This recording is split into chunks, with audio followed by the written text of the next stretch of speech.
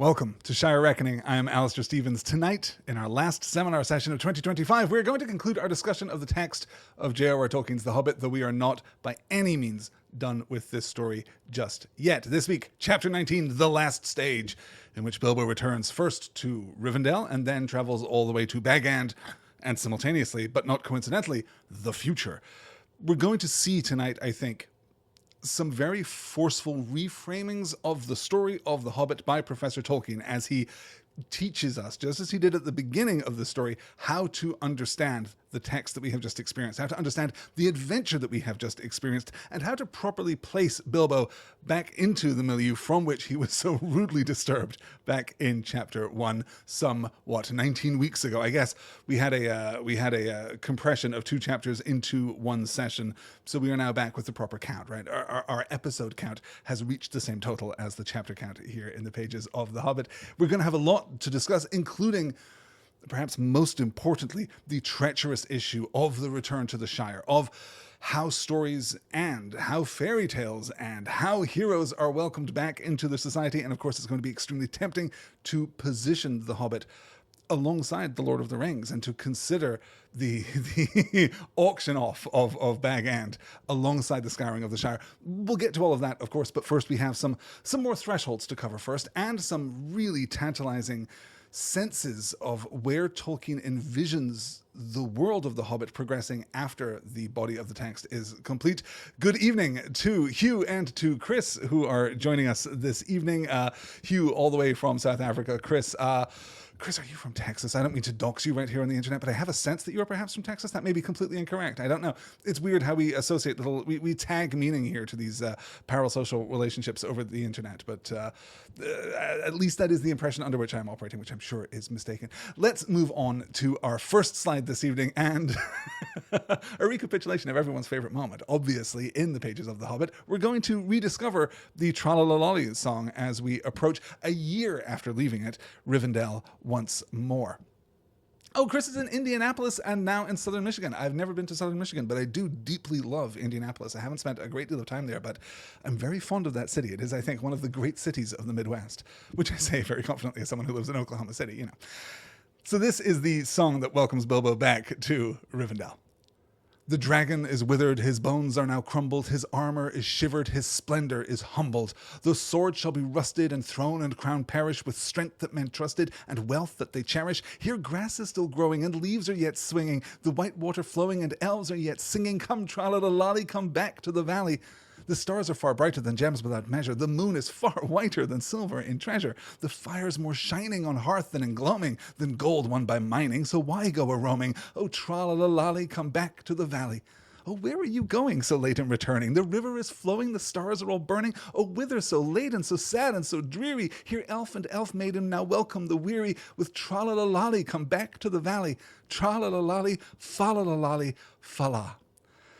So, again, a recapitulation of that first Tra-la-la-la song. The meter is the same. Broadly, the intent is the same. Though I think we can distinguish here three different stanzas, all right? Obviously delineated by the repetition of Tra-la-la-lolly, come back to the valley, right? We get 3 different pieces of this poem. But unlike the first version, here we're getting a clear progression in not just tonality, but in intent, but with content here. I'll call out, before we get into our analysis properly, the interesting word in the 3rd line there, right? His armor is shivered.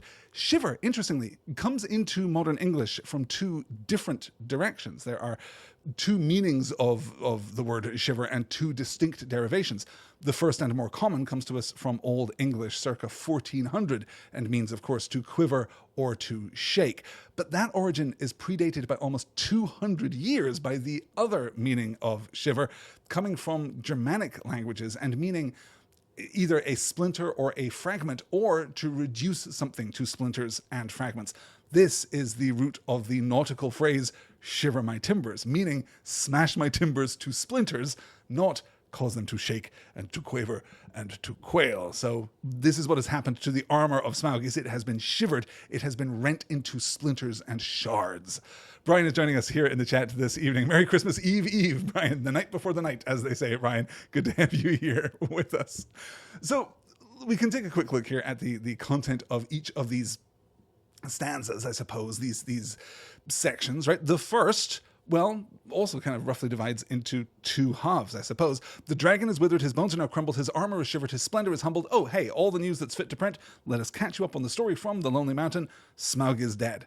However, that's not the entire content of this stanza, because from the passing of Smaug, the temporality of Smaug, we expand outward to include, well, all temporal things, in a sense, all mortal things. Those swords shall be rusted, and throne and crown perish, with strength that men trusted, and wealth that they cherish, right?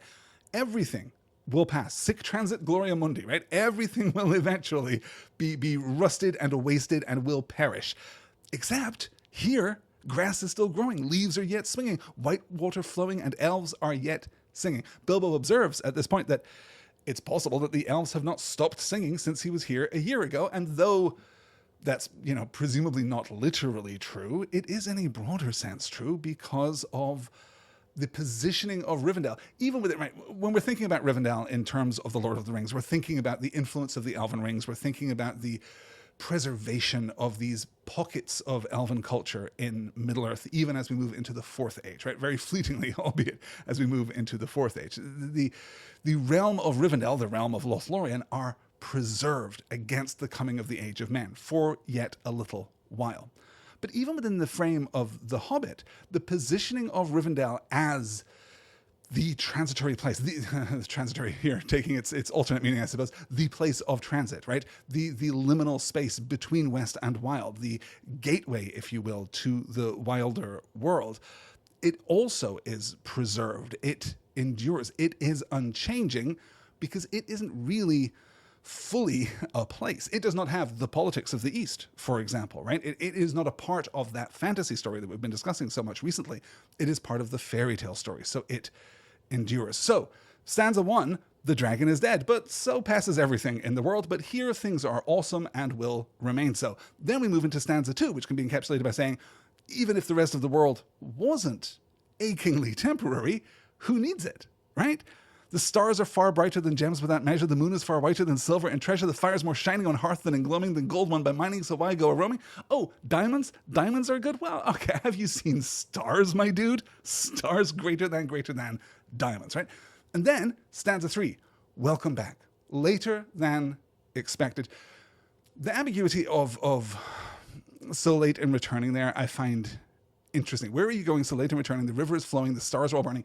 You'll remember the reference to the river is flowing back when we first heard the Tra-la-la-lolly song. It is a kind of acknowledgement of the being and the existence of the world around us, right? Everything is as it should be. Everything is doing the thing that it is intended to do. We are in a state of kind of natural harmony as we approach Rivendell. That's part of the acknowledgement of the Tra-la-la-lolly song the first time around. So here that is recapitulated, right? The river is flowing, the stars are all burning, but you are late. Where are you going so late in returning? Obviously, the reference to stars might suggest that Gandalf and Bilbo are coming into Rivendell simply late at night, right? This is just, it is late in the evening. Why are you arriving now rather than earlier in the day? But there is another sense here. Whither so laden, so sad, and so dreary?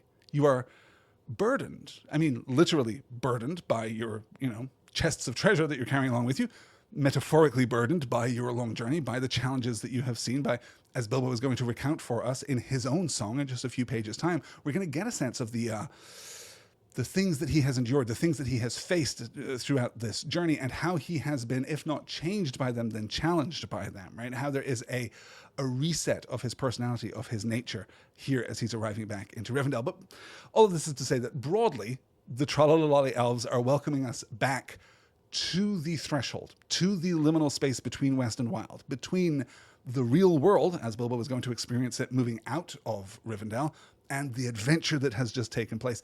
And this is, the, I don't know, fourth already threshold that we have encountered on the way back to the West. There is not, and even this is not the final dividing line, but there is not a clean threshold between the natural world of Bilbo Baggins, the Hobbitish, Shirish world of Bilbo Baggins, and the land of adventure, right? There isn't this portal fantasy quality. There isn't this Narnian quality of stepping through the wardrobe into another world.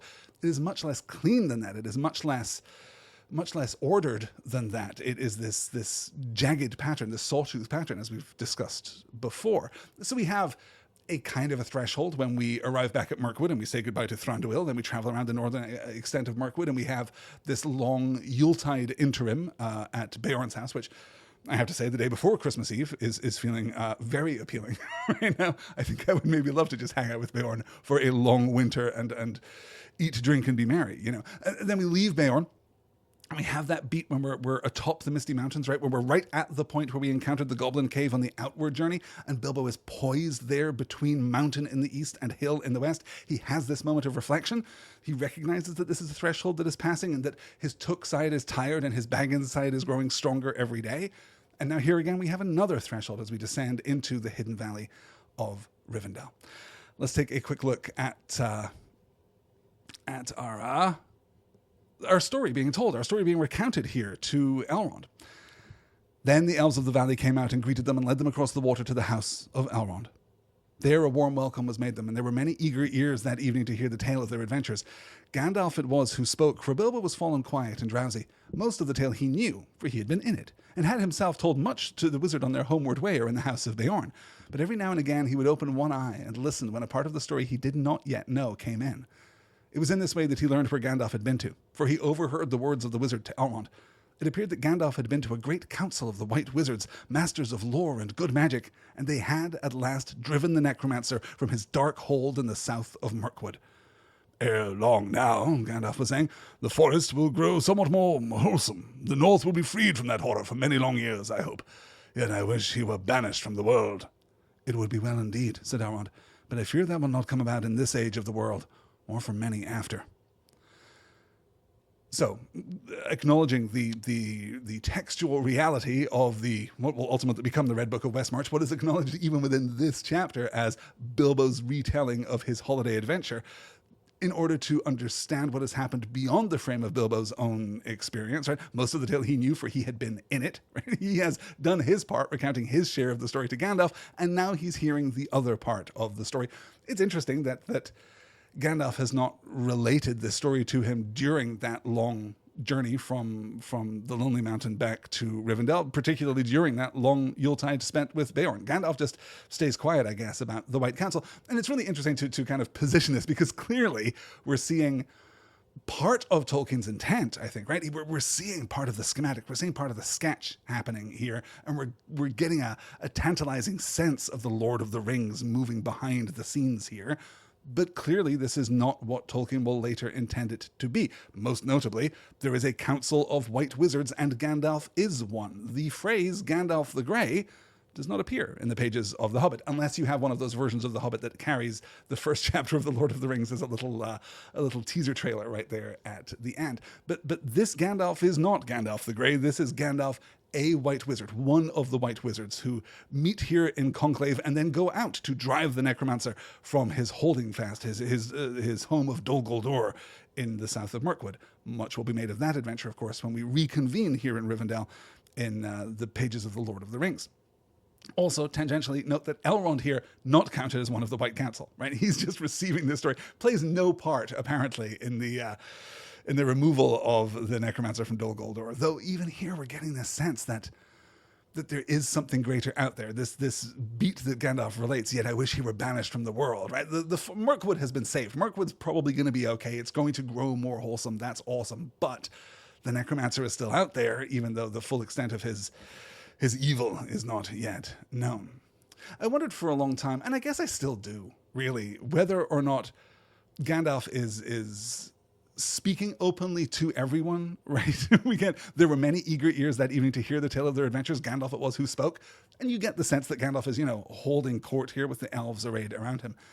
I did wonder if Bilbo was setting a template for hobbits through the generations here and was actually listening in on the conversation. And that is perhaps why these versions of the story don't quite line up, and why Tolkien never saw fit to openly revise this part of the text to make it fit more compatibly with what we understand, particularly from the Council of Elrond in The Lord of the Rings. But I don't think I can really stretch that argument because of the assembled crowd of elves. If it were just Gandalf and Elrond, then we might speculate whether or not Bilbo had in fact been, loitering in the hallway, standing outside the window, dropping eaves, as it were. Let's move into our last elf song of the pages of The Hobbit, in fact, the elven lullaby here. Sing, all ye joyful, now sing all together. The wind's in the treetop, the wind's in the heather, the stars are in blossom, the moon is in flower, and bright are the windows of night in her tower. Dance, all ye joyful, now dance all together. Soft is the grass, and let foot be like feather. The river is silver, the shadows are fleeting. Merry is Maytime, and merry our meeting. Sing we now softly, and dreams let us weave him. Wind him in slumber, and there let us leave him. The wanderer sleepeth, now soft be his pillow. Lullaby, lullaby, alder and willow. Sigh no more pine till the wind of the morn. Fall moon, dark be the land. Hush, hush, oak, ash, and thorn. Hushed be all water till dawn is at hand. The elven lullaby, presented, I think, in the text pretty unequivocally, and certainly received by Bilbo as a kind of joke. There is clearly, right, the idea that the elves are singing this soft, sweet lullaby raucously outside his window, rousing him from slumber, such is the power of their singing, before letting him fall back asleep for a good long time. But there is, I think, something operating under the surface here too, because we should remember the power of elven singing under the stars to restore the heart and the health of the listener. This is encountered the first time that we come to Rivendell, and of course is encountered through the pages of The Lord of the Rings too. There is a sense here, I think, that through their singing, this is a little speculative, but we might well interpret this as being an act of healing, that this is an act of restoration by the elves of Rivendell, that recognizing that something has been worn in Bilbo, that something has suffered deeply in Bilbo, we now restore something to him. And I think that we can find, if not proof of this, then additional, fuel for speculation, just a little under the surface. You'll remember, as we were discussing last week, that when Bilbo has this moment of recrimination following the death of Thorin Oakenshield, he goes off by himself and he wonders if he did the right thing. He kind of berates himself, in fact, for doing the wrong thing with the Arkenstone and for making a mess of everything. Then he has this moment where he is poised between this self-condemnation and a kind of acknowledgement of his own very small and humble role in all that has happened. He has this moment where we're told that it's a good long time before he makes a jest again, right? His spirits are depleted by this experience with Thorin. This is the first time textually that we get to see him making a joke, making light of all of this, right? When he chastises the elves, saying that their singing could wake goblins, excuse me, and they respond, of course, well, your snoring can wake a stone dragon, right? There's this back and forth banter, there's badinage happening here, and this is, it might be inferred, the return to Bilbo of good humor, that he has had something forcibly restored. And we'll remember, of course, that kind of restoration, exactly that kind of restoration, in fact, is foundational to Tolkien's understanding of and appreciation of fairy stories. On Fairy Stories, he talks about restoration as one of the great palliative qualities of fairy tale fiction, that through our engagement with stories like The Hobbit, left unmentioned in that text, of course, but through our experience of fairy tales, we can be restored to a position of innocence. We can be restored to a position of awe and of wonder, a kind of freshness and a means of engaging with the world superficially, but we can also be healed, right? Part of that restoration isn't just an opening of elderly rheumatic eyes, right? Eyes that have been jaded by too much of the world for too long. It can also be a healing of hurt and of injury. And I wonder if that is what we're seeing here effectively is the waking of Bilbo by elf song in order to rekindle within him some wonder, some sense of the magic of elves as he first understood them coming into the Valley of Imladris way back at the beginning of the book. Brian observes here, Bilbo does seem to do a lot of sleeping in Rivendell. I mean, sleep's got to be one of Bilbo's top 4 favorite things to do, right? It's marking his long walks on his map in red ink. It's, second breakfast and all the attendant hobbity meals. It's, casually being heroic, I suppose, and then, sleeping in Rivendell for sure. Oh, writing, I suppose we should add a lot of writing. There's a certain graphomania operating under the surface of Bilbo Baggins for pretty much the rest of his life. Let's push on then. As we pass at last, we depart from Rivendell and pass from the wild back to the west. Again, another threshold. Not even the final threshold, but another threshold. Let's take a look at how this works for Bilbo. Weariness fell from him soon in that house, and he had many a merry jest and dance early and late with the elves of the valley. Yet even that place could not long delay him now, and he thought always of his own home. After a week, therefore, he said farewell to Elrond, and giving him such small gifts as he would accept, he rode away with Gandalf. Even as they left the valley, the sky darkened in the west before them, and wind and rain came up to meet them. "Merry is Maytime," said Bilbo as the rain beat into his face, "but our back is to legends and we're coming home. I suppose this is the first taste of it." "There is a long road yet," said Gandalf. "But it is the last road," said Bilbo. So, even before they reach the ford of Bruinen, the traditional demarcation point, if such a thing exists, between the West and the Wild, right? The actual border there is on the river. Even before we reach that point, Bilbo is ironically aware here of the return of mundanity, and there are certainly differing interpretations of Bilbo's mood here, right? As we climb out of the valley of Imladris, and there's wind and there's rain, and this sucks, right? Just traveling in the wind in the rain is just this obnoxious, arduous thing. Even here at the end, I can't catch a break, right? Certainly some people are inclined to read the text that way. I am not. What I see here from Bilbo is a kind of a grumpy irony, but a warm-hearted irony, right? "Merry is Maytime," said Bilbo as the rain beat into his face. But he's recognizing our back is to legends and we are coming home. I suppose this is the first taste of it. Hey, look at this. Isn't it funny? We're climbing out of the valley of Rivendell and, well, we're back in regular weather. And rain is regular weather as far as this book is concerned. The last time it rained in this book is chapter 8. Flies and spiders, where the pit-pat of rain on the canopy above and the rare drop making it to the forest floor only serves to remind Thorin and company, Bilbo included, of how thirsty they are. It is distant and alienating almost, right? It is an odd occurrence within this twisted environment of the spider-infested confines of the Mirkwood. Before that, the time before before encountering the spiders that we mention rain in the book is while we're crossing the Misty Mountains in chapter 4, though the severity of the storm there is what is emphasized. It is raining, but the rain is not the primary problem. The rain is just a part of this oncoming storm that is afflicting them in the mountains, driving them into the cave whereby they are captured by the goblins. We haven't dealt with rain, with good old-fashioned Shire-appropriate middle-of-summer rain since we were approaching the trolls all the way back in chapter 2, which coincidentally enough happened just down the road from where Bilbo is now. As Chris observes in the chat here, he doesn't mind the rain because it's the weather of home. Exactly how I read this, Chris. I think that he is, and not just the weather of home, not just that it is familiar, but it is not magical. It is not special. It is not unusual. It is not weird. It is not accompanied by stone giants hurling rocks amid the mighty peaks of the Misty Mountains. It is not accompanied by this oddly magical threat of the Mirkwood and the absence of water and the feeling of being alien in this environment, I suppose, that accompanies the rain that falls in the Mirkwood. This is something that is just normal. It is quotidian. It is mundane, and it is home. This is another one of those powerful thresholds.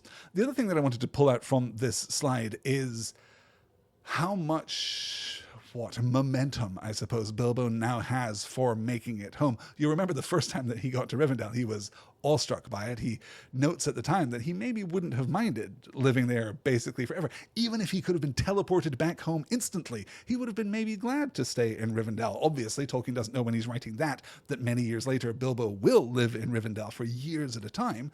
But there is the sense that he fits there, that he belongs there, that he wants to be there.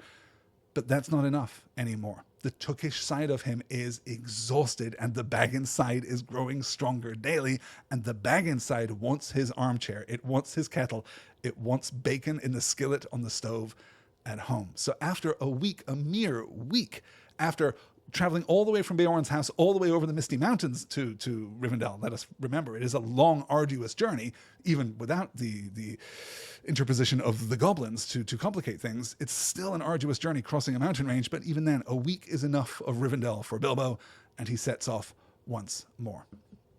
Back again into mundanity. Let's take a look at Bilbo's song here. As all things come to an end, even this story, a day came at last when they were in sight of the country where Bilbo had been born and bred, where the shapes of the land and the trees were as well known to him as his hands and toes. Coming to a rise, he could see his own hill in the distance, and he stopped suddenly and said, "Roads go ever, ever on, over rock and under tree, by caves where never sun has shone, by streams that never find the sea, over snow by winter sown, and through the merry flowers of June, over grass and over stone and under mountains in the moon.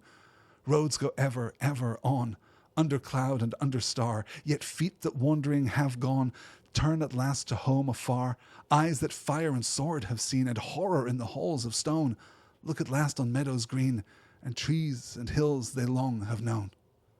Gandalf looked at him. "My dear Bilbo," he said, "something is the matter with you. You are not the hobbit that you were." And the degree to which Bilbo is or is not the hobbit that he was will consume the rest of this evening's discussion, and will consume our speculation about the nature of this story, I am sure, for the rest of, let's face it, forever. This, I don't think it's excessive to say, is the most important Hobbitish song, definitely, and arguably the most important song that Tolkien writes as a part of this corner of the Legendarium.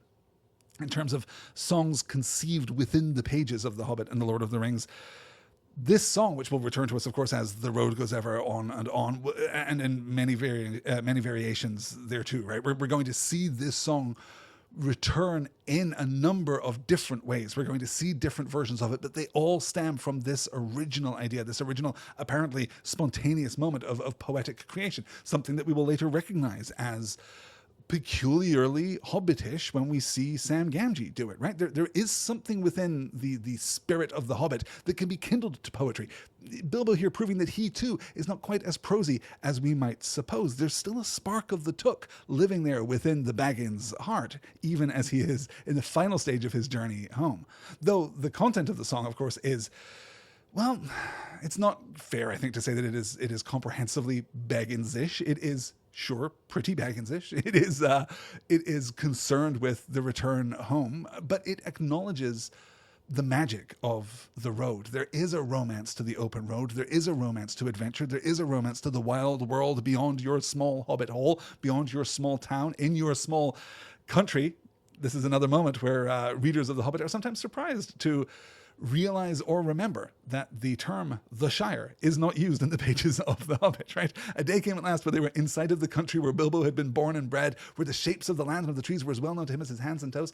We're speaking of the Shire, but we're not speaking of it directly just yet. And you'll note here too the implicit compliment that we are paying to one Bilbo Baggins, that he knows the landscape. It is familiar to him. It is as familiar to him as his own body. He is co-located with his immediate environment, and that is a virtuous thing. To exist in the context of one's landscape is an admirable quality, if not entirely heroic, right? It is the apotheosis of Bagginsishness, as traveling into the east and confronting a dragon and slaying spiders and wielding an elven sword. All of these things are very Tookish, but this is the balance to that, and it is the love of home. It is not a comfort that is built on fear. It is not a comfort that is built on slovenliness or in gluttony, right? I've said before that I hate these casual misunderstandings of what the hobbits are, of what hobbit culture is. These are not lazy, idle, indolent folk. These are good, hardworking, doughty folk who believe in the power of their home more than the power of another place, any other place. But the road connects us, right? The roads go ever, ever on, over rock and under tree, by caves where never sun has shone, by streams that never find the sea. The paradoxes of these, right? The kind of self-contained enigma of the cave where never sun has shone, the enigma of the stream that never finds the sea. There is something self-contained and abstracted, therefore, about these qualities. They are themselves isolated. They are not part of a contiguous landscape in quite the same way as the shape of the land and the trees are in terms of Bilbo's appreciation of his home, of the Shire. Over snow by winter sown, through the merry flowers of June, over grass and over stone, under mountains in the moonlight. You're getting the breadth of landscape offered to the traveler here in Middle-earth, and the breadth of climatic change, right? We get the winter and the summer. We get the flowers of June and the snow sown by the winter in its passing. Roads go ever, ever on, under cloud and under star, yet feet that wandering have gone turn at last to home afar. It's good to follow the road. It's good to be out there in the world. It's good to travel and to adventure, but the turning home is the important thing. You'll note here too, the road does not, and this is where we're kind of counter-positioning this version of the song with other versions of the song. The road here is less directly active than it will be in later versions. The road is not as personified as it will be in later versions. Here, the road simply is, or I guess not even the road, right? We're not personifying it even that much to make it a singular road, to abstract it out to be the road. It is roads. Roads just exist. They are out there. But it is the feet that change direction. We are removing the kind of the tidal force of fate or of destiny or of adventure or of fairy tale stories, right? We're stripping that away and isolating that power back in the feet of the wanderer. And then we have that final beat that I find kind of a little hard, a little heartbreaking, honestly, for poor Bilbo Baggins, having even found some measure of restoration, some measure of consolation in the halls of Rivendell, still dwelling here, right? Yet feet that wandering have gone turn at last to home afar. Eyes that fire and sword have seen and horror in the halls of stone look at last on meadows green and trees and hills they long have known. That's not a metaphor, right? They are literally now looking on the meadows green, on trees and hills they long have known. He is feeling the healing power of home and of being, in some sense, to some degree, back where he belongs. And it's interesting to consider the power of that, considering what we're about to get into as we return to the Shire itself. And we'll put a pin in Gandalf's observation there, as I say, to this invitation to speculate whether or not Bilbo has been changed by his experience. I haven't pulled any slides from Bilbo's actual return to Bag End and the Shire, though. Again, the Shire is not used here in The Hobbit, but I do want to kind of pull back focus to consider the legal fallout of his absence. We can talk about the sequence perhaps more effectively if we talk about it in general, the ways in which it does what this part of the story has to do, which is to reassert normality, to return our hero to his own mundane world, which, as is established early in the book, is a land of social structure and good behavior and respectability and contracts, right? This is one of these parts of Tolkien's work where, well, I mean, there is a sense here that the meme has kind of superseded the text itself, that we're accustomed to thinking of those damnable predatory Sackville Bagginses, right? Coming in and the minute Bilbo's back is turned, they try and shark Bag End out from underneath him, which is not what is happening here. It's very important to understand, I think, that is not what is happening here. Lobelia Sackville Baggins, or Lotho Pimple, right, has not orchestrated a coup here. They have not sought destabilization. They have not sought to be predatory or to take Bag End away from Bilbo. Rather, they're exploiting what seems to be, as we acknowledge the existence of Messrs. Grubb, and Burrows, they're seeking to exploit what seems to be this orderly and well-structured program of social repair. That is, fact one, hobbits don't go off on adventures. Fact two, Bilbo has disappeared and has not been seen in a year. Fact three, it is therefore most likely that he is dead, whether he went off willingly or not. And let's remember, he doesn't tell a living soul, right? He doesn't tell anyone that he is going. He just races off that late April morning. And what happens as a consequence of that is that there is a hole in the society, in this crucially, fundamentally well-ordered society. If we describe the order, if we describe the culture, the society of the Shire as anything, it is well-ordered. And even if we're not quite thinking of Bilbo as the Lord of the Manor that he will become by the time that we get into the pages of The Lord of the Rings. Not that his role in Hobbiton will change, but that we will recognize more fully that is, Bilbo is a landowner to some extent at least, and that we're going to recognize that more fully when we get to The Lord of the Rings. But if that is true here, and even if it's not, but particularly if it is, his absence leaves a gap in a social hierarchy that is strong because it has no gaps, right? We need the fabric of society to be patched, and we need that to happen quickly.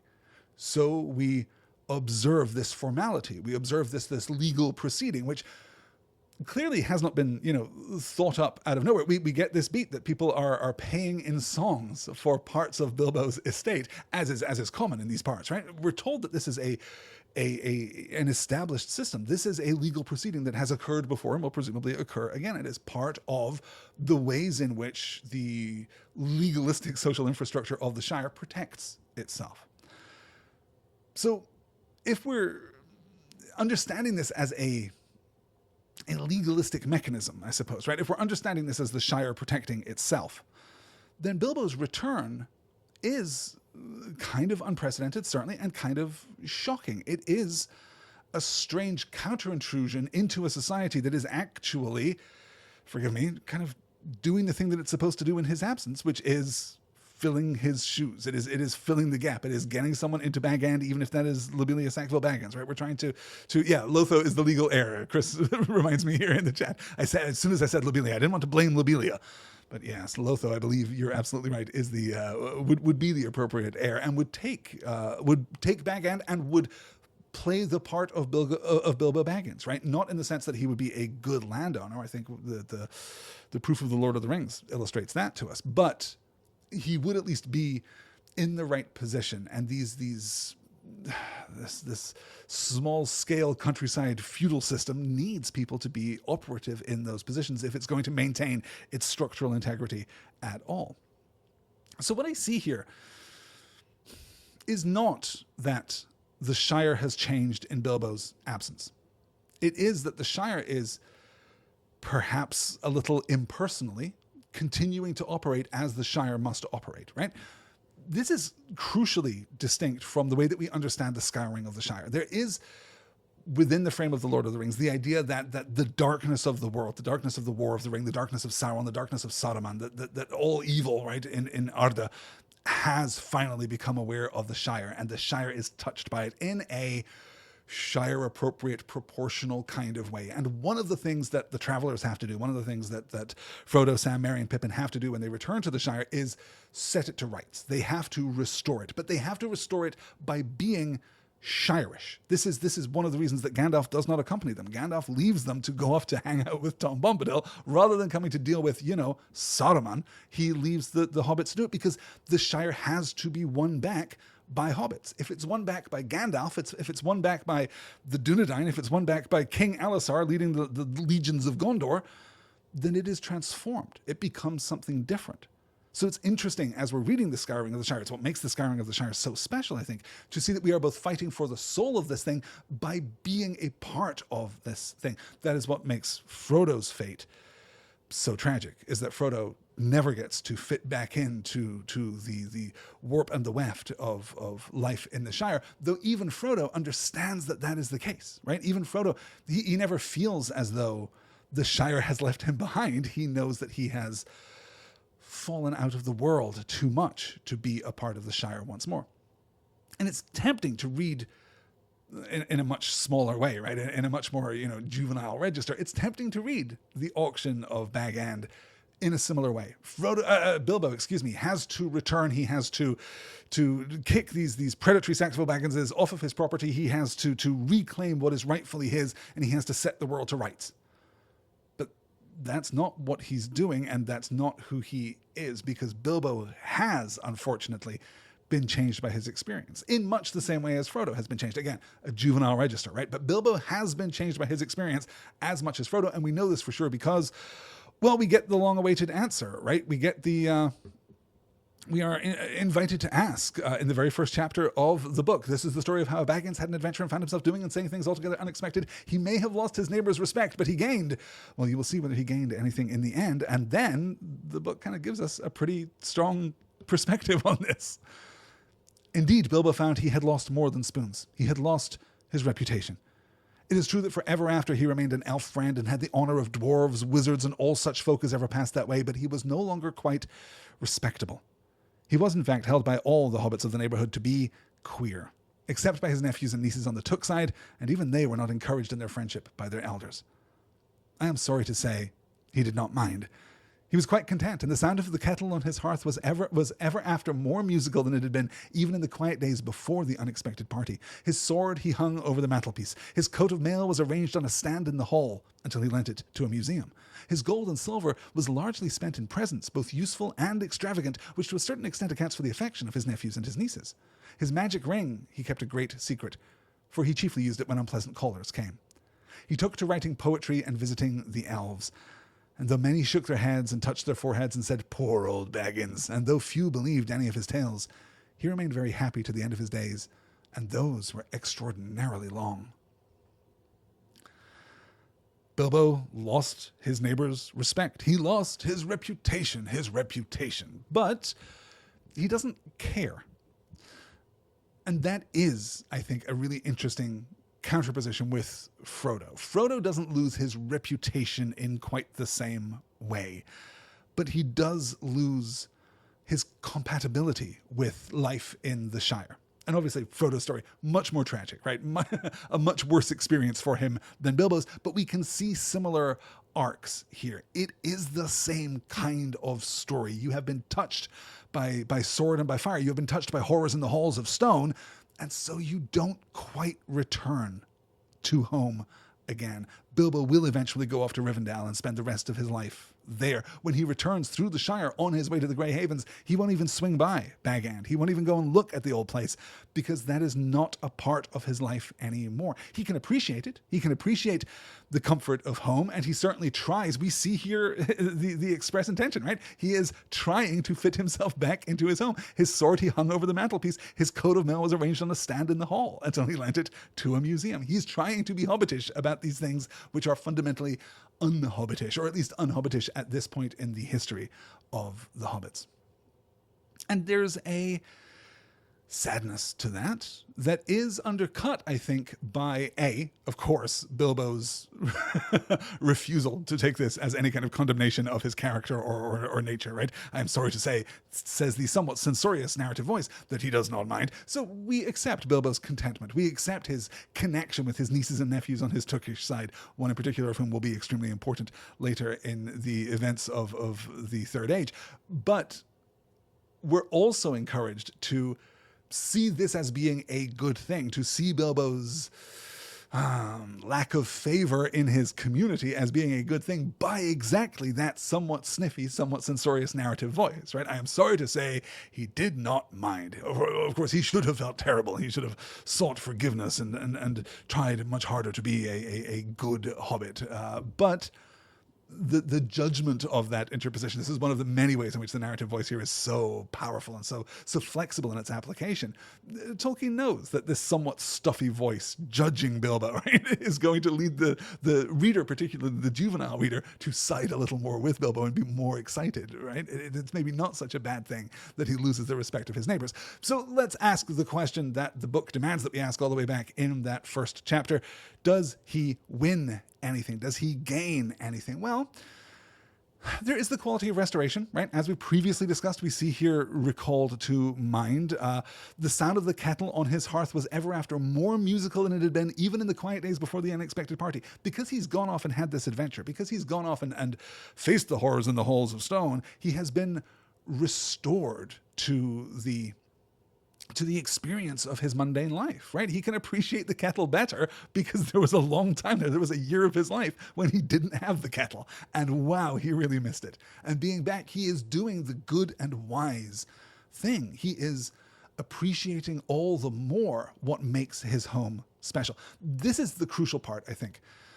Or one of the 19 crucial parts, I guess, is that Bilbo does not fall out of love with the Shire. Bilbo does not become superficially, there is some friction with ordered society, because no society is entirely perfect. We see a little of that from Frodo right at the beginning of The Lord of the Rings too, right? But there is still a deep and abiding love for this place and for these people within the heart of Bilbo Baggins, and that brings him joy. He is at least where he belongs, even if those around him who are scandalized by his behavior don't quite feel the same way. I was reading this passage today after having speculated so freely, so indefensibly back at the beginning of our series on The Hobbit about the potential adventures of Belladonna Took with Gandalf, right?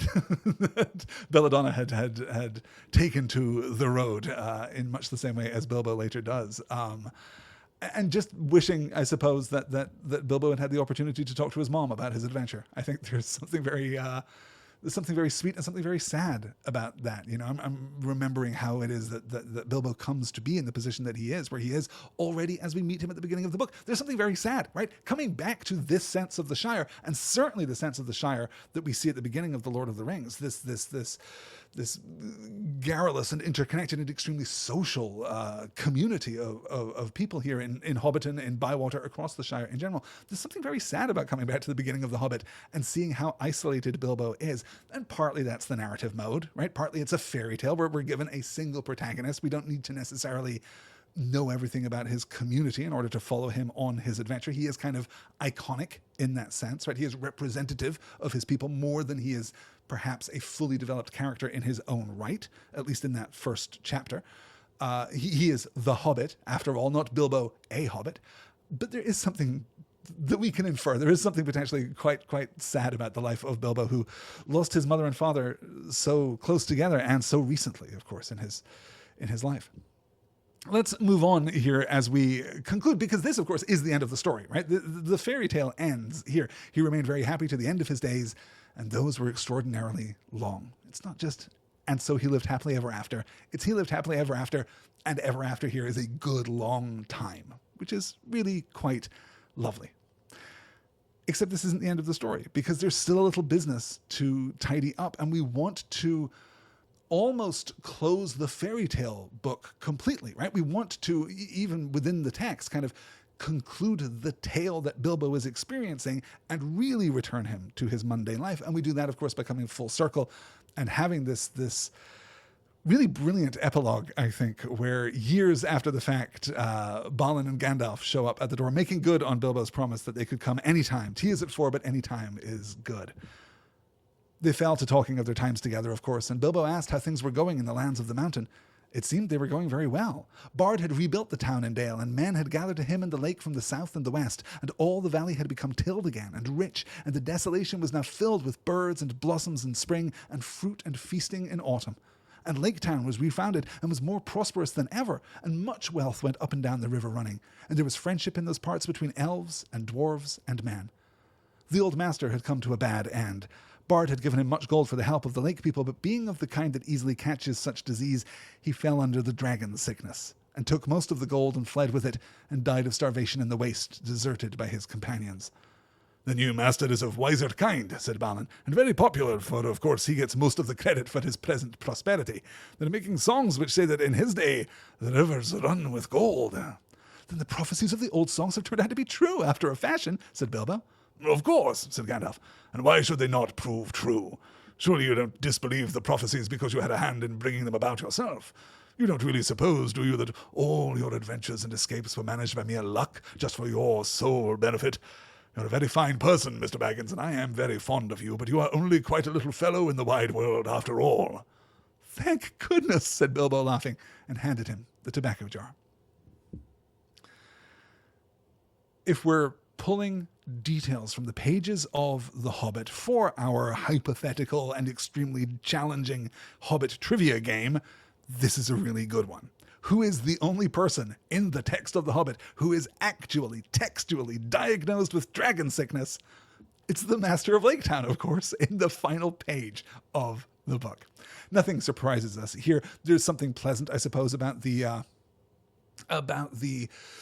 realization of what could have happened to Thorin Oakenshield, right? This idea of dying of starvation in the waste, right? We're reminded, of course, about the men and elves at the gate of Erebor taunting Thorin that he can eat his gold for all they care, that they'll starve him out here. Skeepa says here, quite a little fellow always comes across to me a little condescending and not in that Samwise to Frodo way. I do kind of agree with you here, Skeepa. I think the great saving grace here right at the end is, thank goodness, said Bilbo, laughing, and handed him the tobacco jar. We avoid, Chris is saying that he loves Bilbo's reaction in the last line. That last line is the compass that allows us to understand that all is well here, right? There's no part of Bilbo that is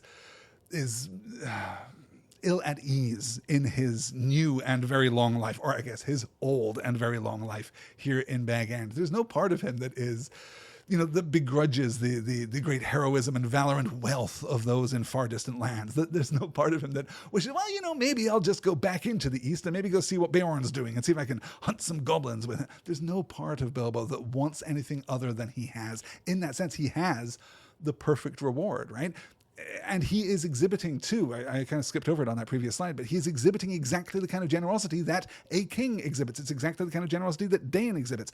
We saw this too when he gave his gift of the necklace to Thranduil, when he gives Elrond even what little gifts he will accept, right?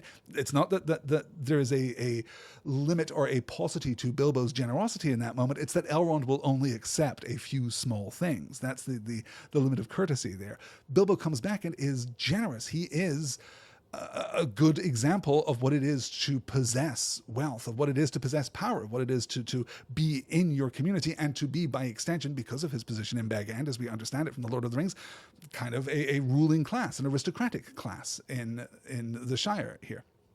So, no great surprise that the Master of Lake Town falls to the dragon sickness here, as I say, named for the first time. No great surprise that the former desolation of Smaug has now become the garden of the Northeast, the garden of the river running, right? The glades of the river running, I suppose we could say at this point, filled with birds and blossoms in spring and fruit and feasting in autumn, and in that way is more like the Shire than it was before. There's a kind of developing unity between these two places now. We learn that Dale has been rebuilt, Lake Town has been rebuilt for now the third time? I'm going to say third time there has been a new Esgaroth established there.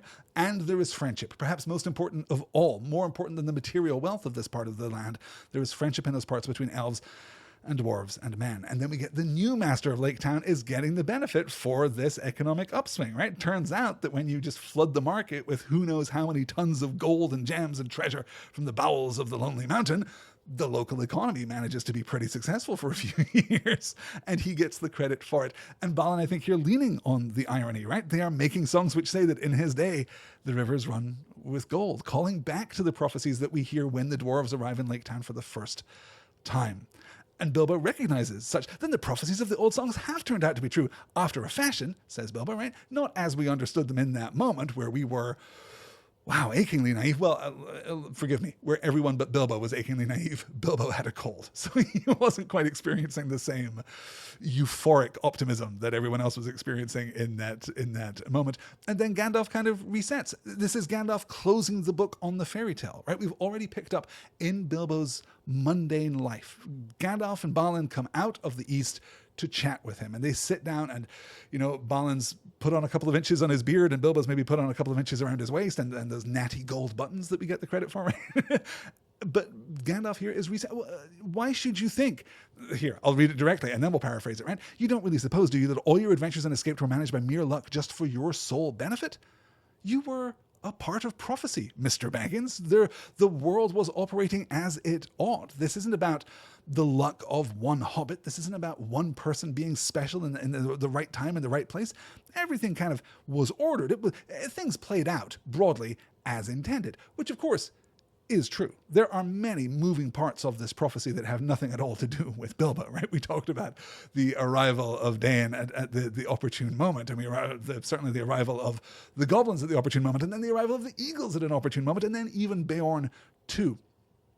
Everything kind of unfolds as the prophecy has predicted, but Bilbo is one of those elements. He is one tiny gear which plays its part in the unfolding of the world as it is meant to be. It's not an abrogation of necessity. It's not an abrogation of duty, I suppose would be the better way of putting it, right? Tolkien here is walking a very clear, though fine, line in his understanding of heroism. It is not for heroes and heroes alone to act, but it is also not for everyone to try and be heroic. It is not for everyone to try and take charge and be, to exhibit main character energy. I think that Professor Tolkien would legitimately have hated the concept of main character energy, right? Instead, we see here that Bilbo is a small fellow who had a small part to play, but he played it. And he played it with courage, and he played it with wisdom, and he was essential.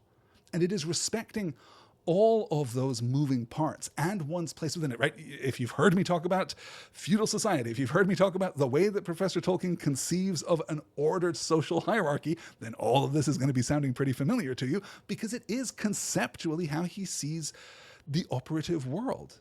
Everything is conceived and executed by God behind the scenes, right? Everything is kind of laid out, but it falls to each of us, as Tolkien understands it, to play the part that is given us with humility, but with courage, to stand where we ought to stand and not seek to change our role. It wouldn't be appropriate for Bilbo to return and try to claim kingship over the Shire, right? With his sword and his mail, we can be pretty confident, also his combat experience, right? We can be pretty confident that not one person in all of the Shire could stand against Bilbo. He could probably take it by force on his own, and certainly the chests of treasure would help. But to do so would be villainous. It would be evil. It would be wrong. It would be exhibiting the wrong kinds of mastery over others. Instead, we situate ourselves not in mastery, but in service. From the smallest of us, like Bilbo, to the greatest of us, like Aragorn, right? We situate ourselves in service. Leslie's observing it's kind of the opposite of the Chosen One stories that we are in the heyday of now. Absolutely. And we have been in the heyday of those stories, I have to say, basically since Professor Tolkien set the template for 20th century fantasy. There are so many novels in the aftermath of Tolkien, in the shadow of Tolkien, that occupy exactly that space, because we want prophecies, right? We want the large scale kind of action. We want the proper noun clarity that we get from Professor Tolkien, but we don't want to apply any of the same thoughtfulness to it or complexity to it. It is good that Bilbo comes home, and it is good that he has not quite the perfect life, not quite the perfect, he is not the emblem of the Shire. He is not the best Hobbit, right? That's another version of the story that we could envision, is that he comes home and he reforges society around him in a purposeful and intentional and comprehensive kind of way. He makes the Shire better, by which we would mean more like the wild. He makes the Shire more modern. He makes the Shire more adventurous. But in so doing, something would be lost. Something essential would be lost. The humility of Bilbo to go home and to not quite fit, but to tell his stories and to be content with the kettle on the hearth.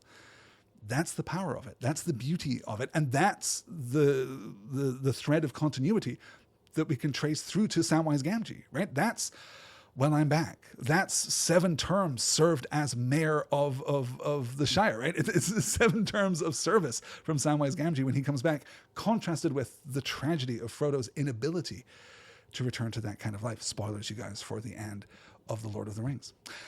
And that is going to do it for our discussion of, as I say, the text of The Hobbit. We are not done with this story, not by a long shot.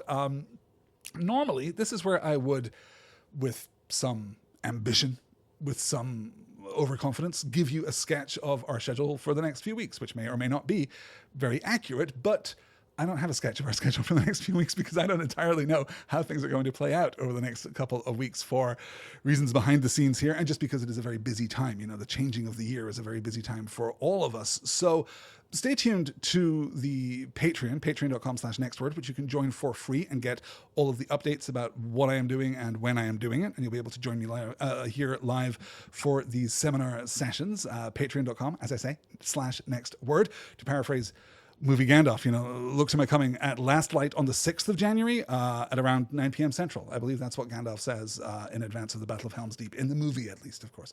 Look to the Patreon, he will say. Look to the Patreon. And before we conclude tonight, my sincerest thanks to everyone listening to my voice right now, to Brian and to Chris and to Hugh and to Leslie Skipa joining me live here in the chat tonight, and to all of you listeners at home who are listening to this after the fact. It has been such a wild year. It was a year ago. It was early in January of 2025 that I started my Silmarillion series over on Stars and Swords, my genre fiction podcast. And that rekindled would suggest that it was in some way dormant. It roused to ever greater heights, like Smaug on the mountainside.